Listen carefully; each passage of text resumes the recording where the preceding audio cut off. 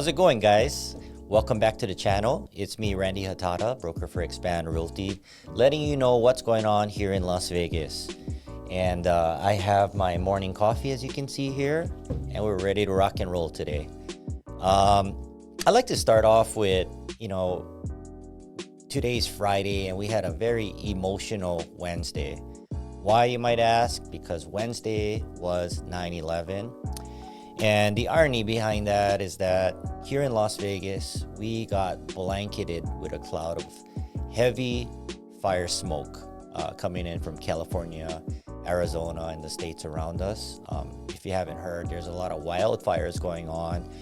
And as you can see here, the entire strip and entire southern Nevada, again, got covered with ashes and clouds of smoke. And to the point where the county even closed down all the parks, and it became a potentially health and safety issue. But again, it was a very emotional 9/11, and prayers out to New York and the people affected by the 9/11 event. We do remember.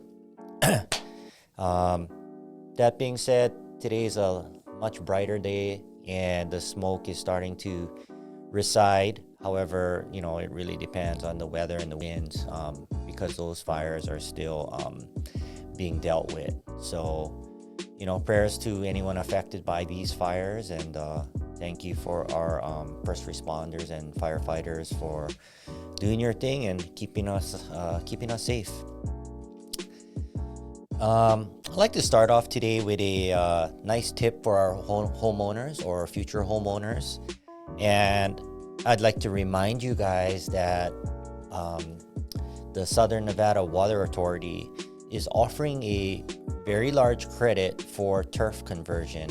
Basically, if you have a lawn, grass, you can convert that to some form of desert landscaping, whether it's rock or artificial turf or whatever it may be. They are offering $5 a square foot credit, which is the most we've ever seen. But this extra credit expires end of the year, and it will reduce from a $5 credit to a $3 credit. So if you are thinking about getting the credit and helping our environment or helping our water shortage by converting your turf, your sod to desert landscaping, do it before December. A lot of your landscapers will be able to tell you what to do in the process, but you basically have to not only apply but fulfill the job by end year to get that $5 credit. So just a heads up, guys, take advantage of it. For commercial, it's the same thing. They're offering $3 except versus $5. They're offering a $3 credit, and it's going to reduce to $2 credit come 2025. So even if you own commercial property, you can also take advantage of this extra credits that's happening. All right, so jumping into some of the economic updates here in Las Vegas. As you probably know, there's a lot of change, and I'm going to start with that, and then we're going to hit you with the numbers. One of the big changes that is a huge potential for the South Strip of Las Vegas. And for those of you who are not familiar with the South Strip, you guys are probably familiar with the downtown area, downtown Las Vegas. And then you have the Las Vegas Strip that everyone knows. Well, we also have an area called the South Strip. So if you pass the Strip, head south past Mandalay Bay, eventually you'll hit a casino called the South Point Casino. And that's the area where we have the outlet mall, indoor outlet mall, and that's also the area where it's the actual speed train hub. That's where it's going to end. So the hub's going to be built there, and that's where the train will allow people from California here into Las Vegas. So that South Strip starts from the South Point Casino and ends at the M Casino, which is the southernmost casino here in Southern Nevada. And a little history behind it. The South Point Casino and the M Casino were one of about 10 approved casinos that were being built on the so-called South Strip back in 2006. However, those 2 casinos are the only ones that made it prior to the market crash or market correction. And it just happens to be the beginning of the South Strip and the end of the South Strip, or vice versa, whichever you call the beginning. So that area is now starting to get some momentum, and there is potential to turn a lot of that South Strip into an entertainment district. So the article that presents this talks about the Oak Views Group's planned $10 billion project. This project would include a new casino, an entertainment district, and a possible NBA arena. Yep, you heard it, a possible NBA arena. We can't wait. And this is going to transform the South Las Vegas Strip and spur a lot more commercial growth in that area. So very cool stuff, and we can even link the article below if you'd like to know more about it. Another thing that just recently happened in July is that here in Nevada, we had the largest acquisition startup in history.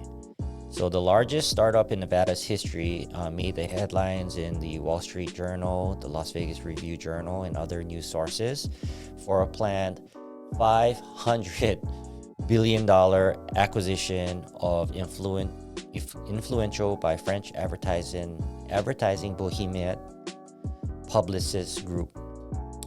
And then I can also put the link for you to check on that as well. So pretty cool stuff that's happening here in Nevada. Another thing that's happening here in Las Vegas is becoming a place of business that executives want to call home. And the Mansion Global, which is a luxury real estate publication by Dow Jones, highlighted Las Vegas' growing tech sector and how it's impacting the valley's luxury housing market. And we're seeing that to be true, as a lot of our clients or buyers that we're selling to have been coming from the executive world and basically relocating to Las Vegas.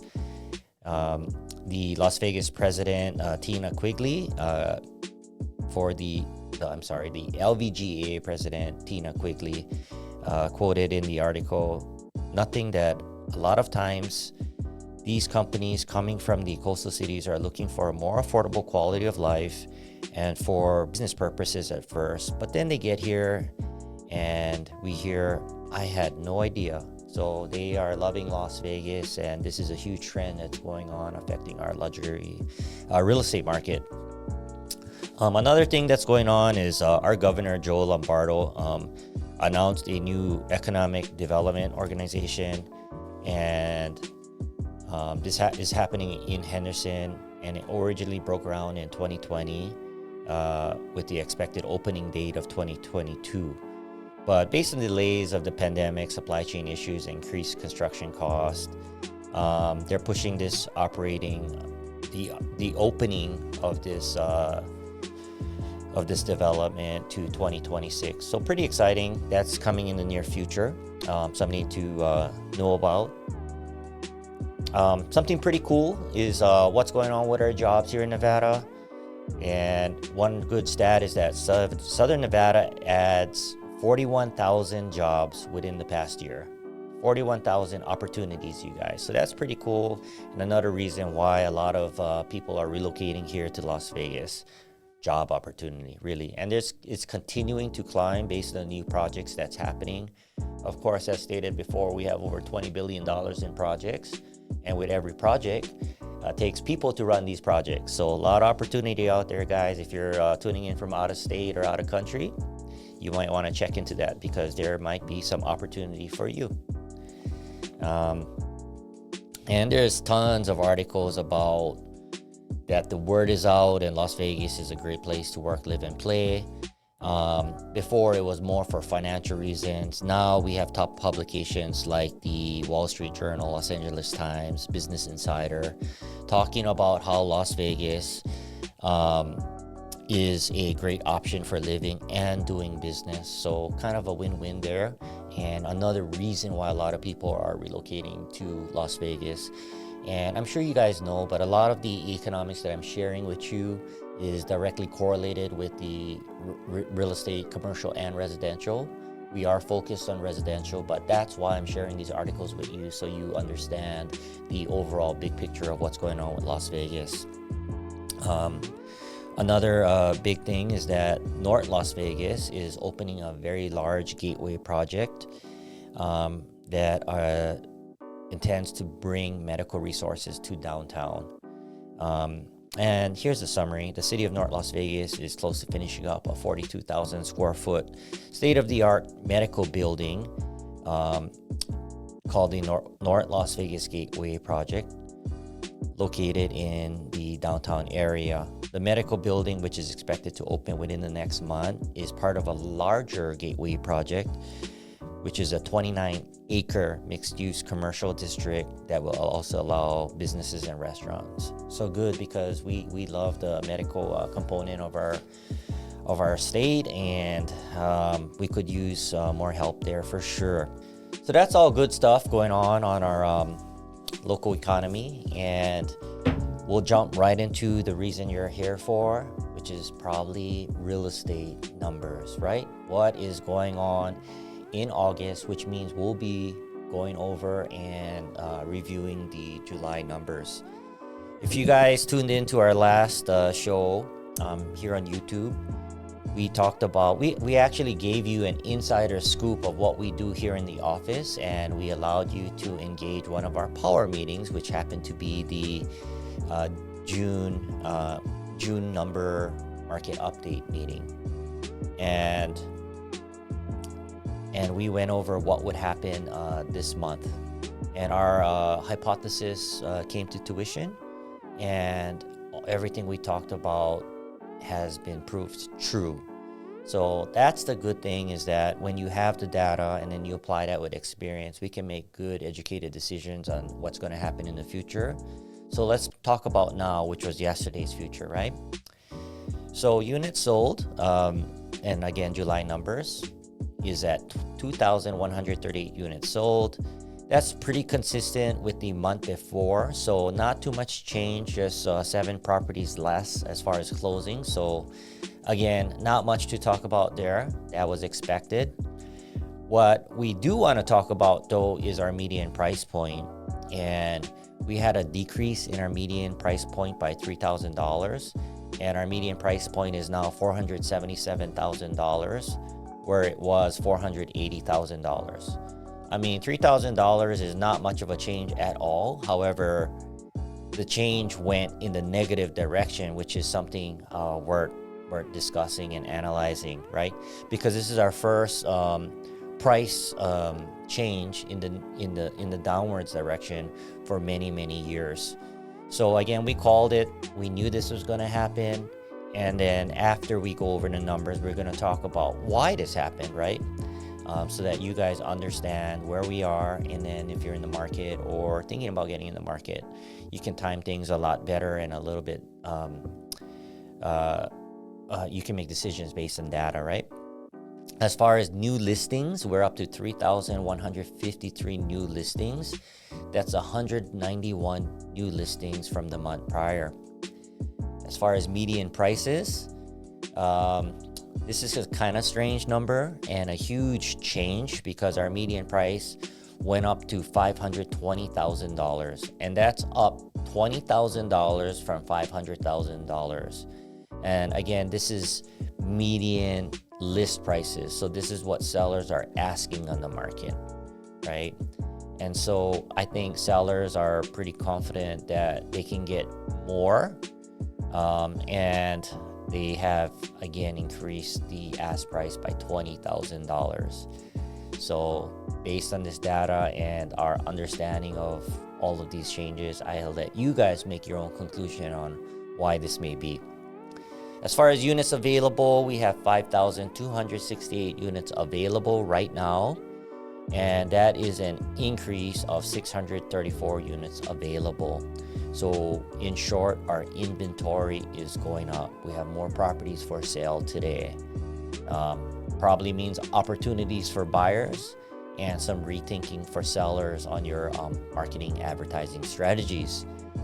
And what does that mean to our effective availability, our month supply? Well, it means that we went up on our month supply from 2.2 month supply to 2.5 month supply of inventory. That is our saturation rate. So if we had no more listings starting today, it would take 2.5 months for all of our listings to sell if we stayed on pace of what we're doing.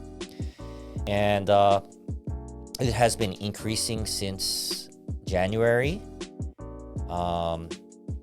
And that's still a good balanced number though, you guys. To understand this is important. A really good balanced market here in Las Vegas is about a 3-month supply of inventory, which kind of favors both the buyer and seller. It's a healthy market. So a 2.5 month supply is still low to the 3-month supply, which means that it still favors the sellers a little bit, which means it's a strong seller's listing market. And we're also gonna again talk about that number because that is a good enough change that we really need to take note of what's going on there. So we'll run through the condo market. The condo market has been pretty consistent with the single family market. The condo market unit sold is up, actually went down to 573 units sold. That's down 46 units from the month before. So the condo market has slowed down a little bit. And the median price point has also decreased consistent with the single family market and is now at $292,000.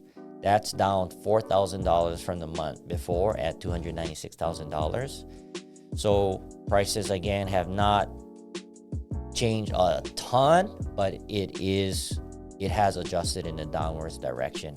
And again, that's the conversation, right? New listings is up to 897 new listings. That's up 71 listings from the month before. And consistent with the single family market, the median ask price has increased by $5,000 to $300,000. So sellers are asking by the medium ratios $300,000 for their listings. Units available is up to 1,640 units available, which is up 159 listings from last month, which means inventory is growing in direction of favoring the buyer. And our month supply also went up, and this one went up quite a bit. So a number to really take note of. We're up to a 2.9 month supply of inventory, and that's a 0.5 month supply from 2.4 month supply the month before. So that one is getting close to that 3-month supply, which is a balanced market again. But it's a number that we're gonna continuing to monitor in the near future, or pretty much a number that we'll monitor daily, but we're gonna monitor a change in the near future. Probably share that with you on the next episode. So let's analyze why this is all happening. Why has the median price points gone down? And, what is causing these changes, right? So right now, what's going on, guys? Yep, you named it. The election is happening, the presidential election, and quite an entertaining debate this week. But the election is happening, and it's causing a lot of volatility with buyers, and I think that is causing people to think and figure out what they want to do next as far as the real estate world. The election is also correlated or potentially correlated with interest rates, and our specialists in the financial world are predicting that interest rates will dip sometime, most likely this month. And because our professionals are saying so, I think this is causing a lot of our buyers to hold off on pulling the trigger and offering, to waiting for this to happen so they can get a better interest rate. And we'll revisit that very shortly. Another thing that has kind of caused a slowdown, or is a trend for slowdown, is we just went through summer, and then school has started since then. And normally things slow down during this time of year, both for sales and for rentals. And as soon as school starts back up, there's a temporary slowdown in our industry. And during this summer, another correlated thing is that we just hit a record 100-degree temperature, and really no one wanted to be in the streets during that month. So that happened the month before last, and I think it did cause a slowdown because these are reactive numbers, right?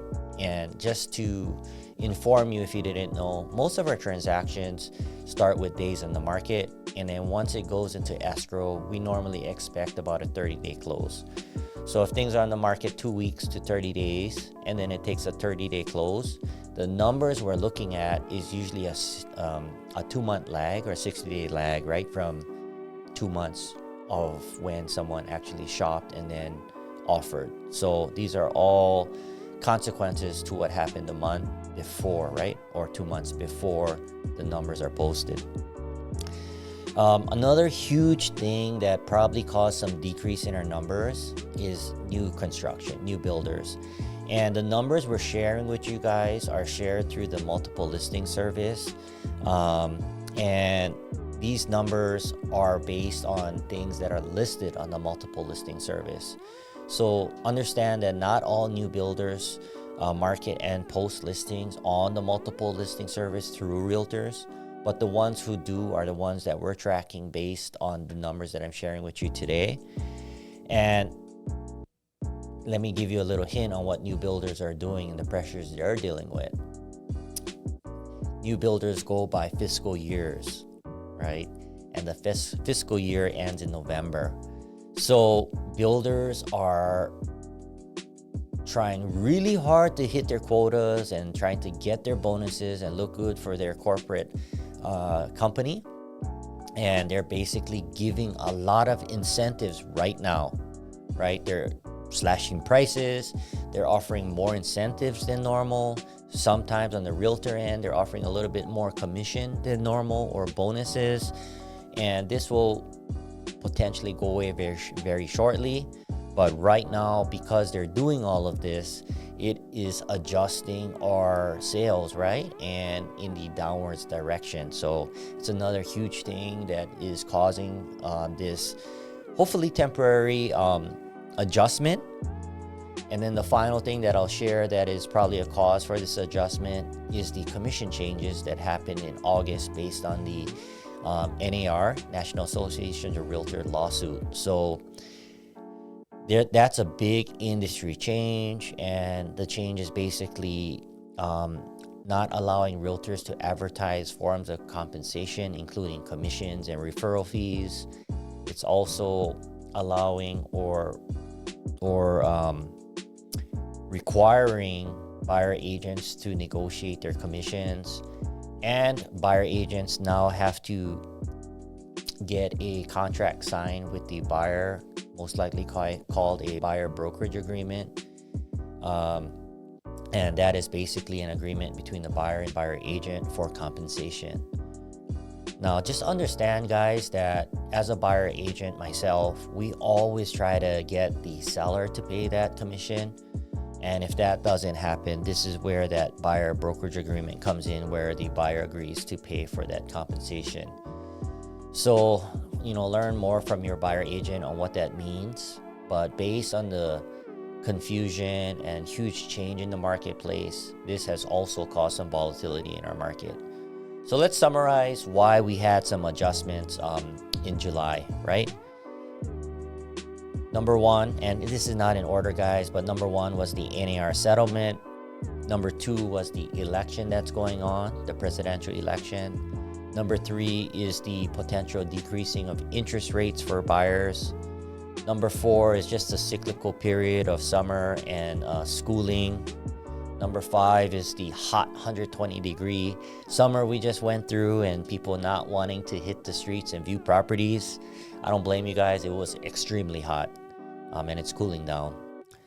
And then the number 6 was the new builders, new construction that is following their fiscal year and reducing prices and increasing incentives. So hopefully you guys can use this information to your benefit. Buyers, I will tell you guys that there is opportunities out there right now with new builders and resale, because resale is in competition with new construction. And when new construction make moves like that and discount prices and offer incentives, guess what? It affects our resale sellers to compete with those, because if not, the buyers are going to buy new construction. And so all of this is opportunity for buyers right now. And, you know, if you're going to try and negotiate and get better value, now might be the time, because my opinion is that if interest rates do dip, a lot of this is going to go away. The ability to negotiate is going to favor the seller. I think we're going to have all the buyers that's on the sidelines waiting right now back in the marketplace and hunting again for homes.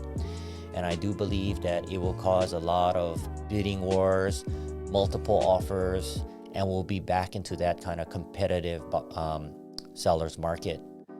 So buyers, you know, you really should talk to a consultant, your buyer agent, about strategy, because if you're waiting for interest rates to dip, yes, you might get better interest rates, but you may pay a higher price, and that's the discussion, right?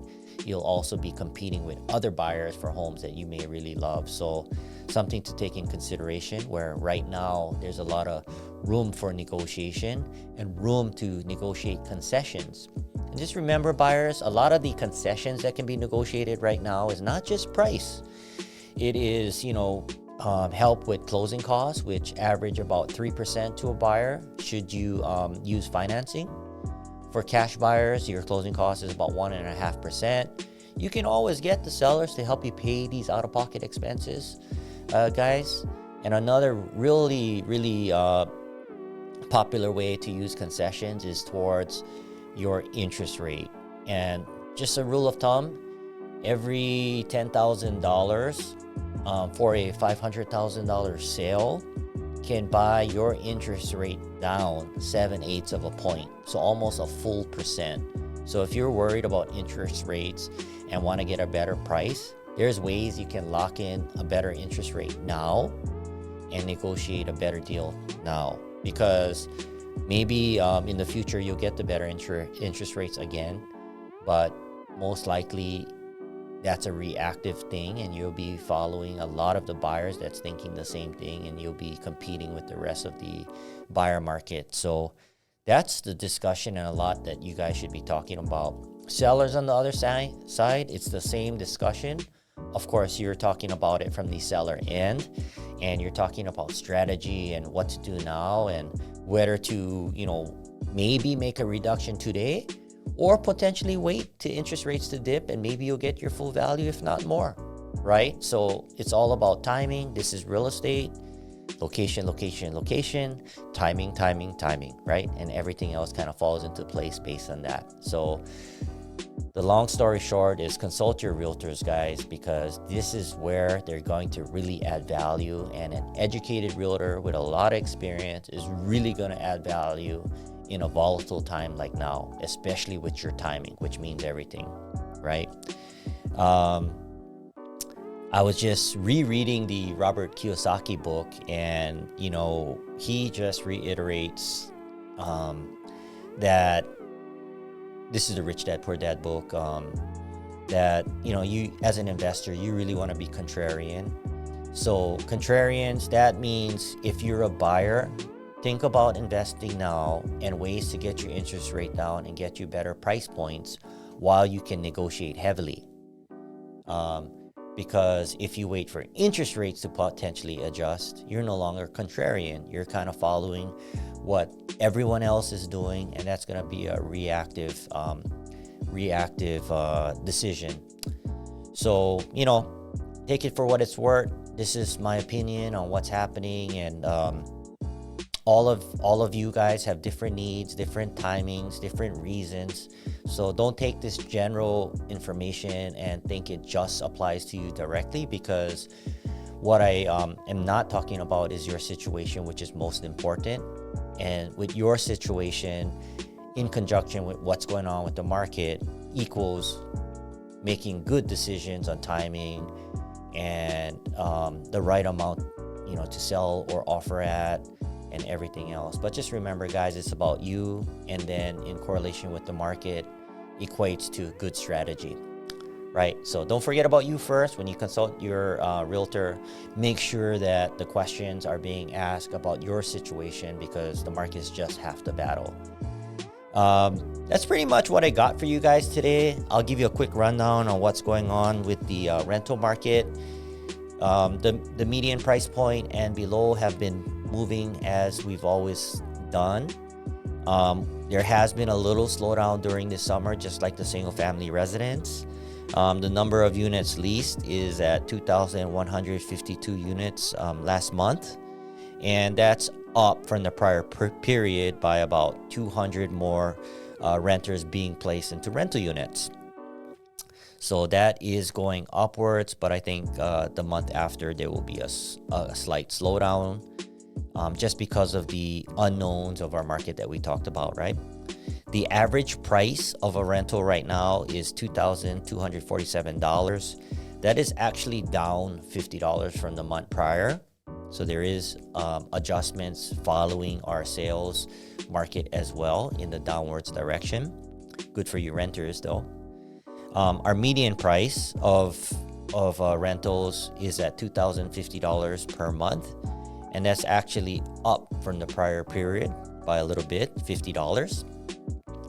And then the numbers of units listed is 1,987 listed rental properties, and that's up about 200 listings this last month. So we have more inventory. So renters, it may be a good time to try and start looking at rental properties, and maybe even negotiating with the investors and property managers, because you may be able to get better rent. On the flip side, investors, this information is critical to you guys, and you just need to understand how to work with it, and how to get your property occupied, or think about retaining your tenant without increasing rent too much, because this is what's happening in today's market.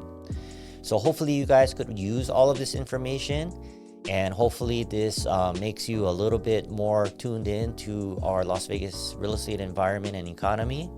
If you have any questions, concerns, or feedback, I really would love you guys to comment below, because that is how we know how to address you guys and provide you guys value. That's what we're doing all of this for.